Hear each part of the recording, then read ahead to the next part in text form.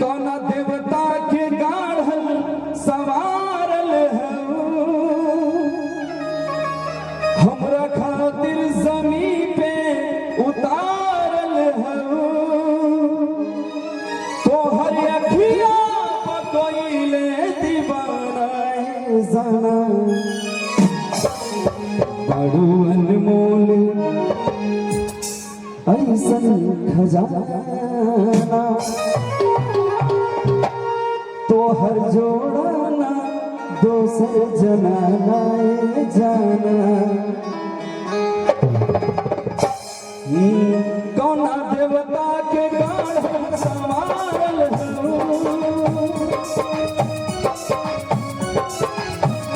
हमरा खातिर जमीन पे उतारल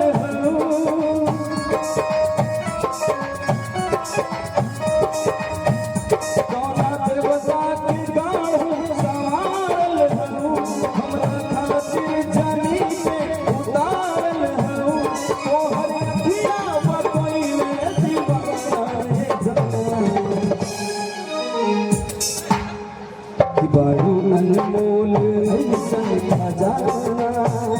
बड़ू अनमोल ऐसन खजाना तोहर जोड़ाना दोसर जमाना बड़ू अनमोल ऐसन खजाना तोहर जोड़ाना दोसर जमाना जाना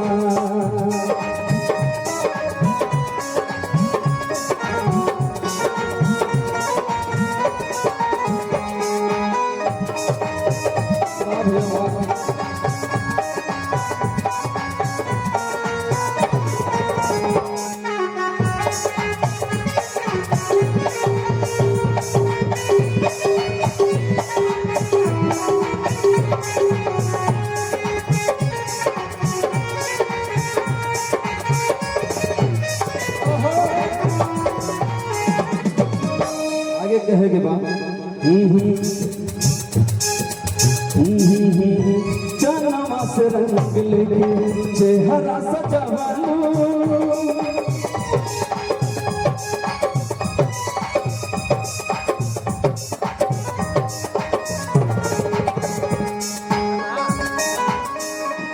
भैया आप लोग आगे आ जाइए, यहाँ खाली है जगह, बैठ जाइए प्लीज। आइए आइए आइए आ जाइए, आइए आइए प्लीज। हाँ आराम से बैठ जाइए, इधर आके थोड़ा माहौल अच्छा लगेगा। कहना है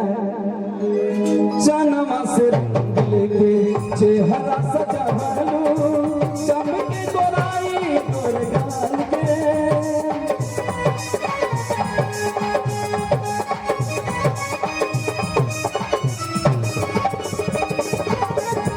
चनमा से रंग लेके चेहरा सजावालू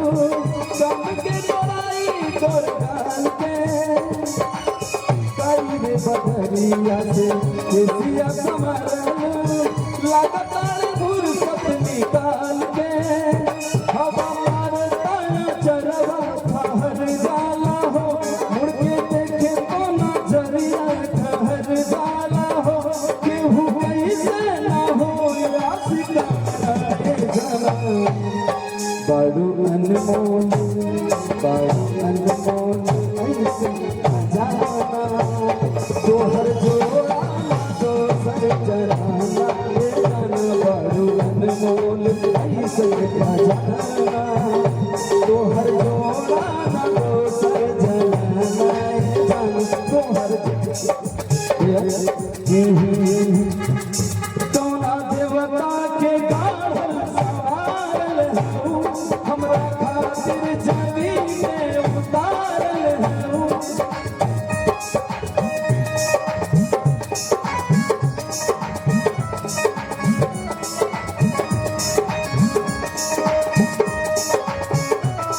कौना देवता के गाढ़ल सवारल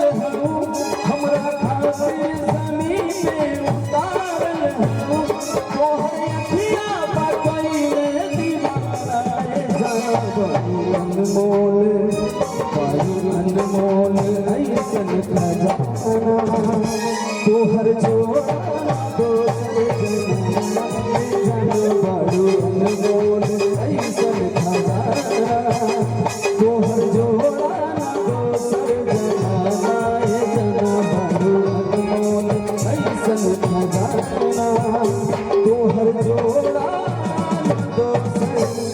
जाना जाना। अगर अच्छा लगा हो तो प्यारी सी ताली हो जाए एक बार। और इसी के साथ मैं आवाज देना चाहूंगा।